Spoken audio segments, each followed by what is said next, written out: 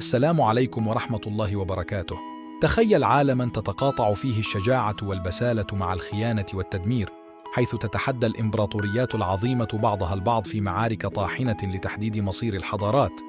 في قلب هذا العالم يظهر قائد عسكري لا يعرف الرحمة ولا يهاب الموت، يسعى لتحقيق طموحات إمبراطورية لا تعرف الحدود. هذا هو هولاكو خان، القائد المغولي الذي غير مجرى التاريخ وأعاد تشكيل الخريطة السياسية للعالم الإسلامي في القرن ال13.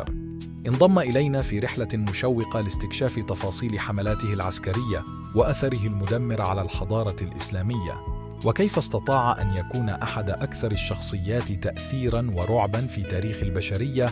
هولاكو خان 1217-1265. هولاكو خان الحفيد العظيم لجنكيز خان كان واحداً من قادة الإمبراطورية المغولية اللي عملوا في القرن ال13.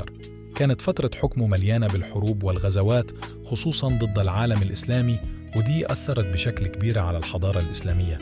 خلفية عن هولاكو خان: الاسم الكامل هولاكو بن تولوي بن جنكيز خان. المنصب: قائد عسكري مغولي ومؤسس الدولة الإلخانية في فارس الفترة الزمنية من 1217 إلى 1217.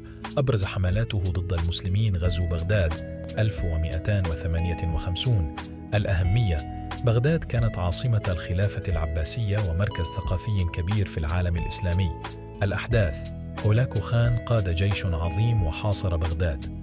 بعد مقاومة ضعيفة من الخليفة المستعصم بالله، دخلوا المدينة ودمروها. تدمرت بغداد بشكل واسع بمكتباتها ومدارسها وأماكنها الثقافية. مقتل السكان: عدد كبير من المسلمين ماتوا، من بينهم علماء وفقهاء ومثقفين. نهاية الخلافة العباسية: مع موت الخليفة المستعصم بالله وأسرته، انتهت الخلافة العباسية اللي كانت رمز للوحدة الإسلامية لأكثر من 500 سنة. حملات في بلاد فارس والشام: التوسع المغولي. بعد سقوط بغداد، هجم هولاكو على مناطق إسلامية في بلاد فارس والشام. التدمير: خلت الحملات دي من تدمير كتير من المدن الإسلامية وقتل كتير من المسلمين. معركة عين جالوت 1260. الموقع: فلسطين. الأحداث: كانت المعركة بين المغول بقيادة كتبغة والمماليك بقيادة السلطان قطز والظاهر بيبرس. النتيجة: حقق المسلمون نصراً على المغول، وقفوا تقدمهم ونجوا مصر والشام من الغزو المغولي. تأثير هولاكو خان: التدمير الثقافي.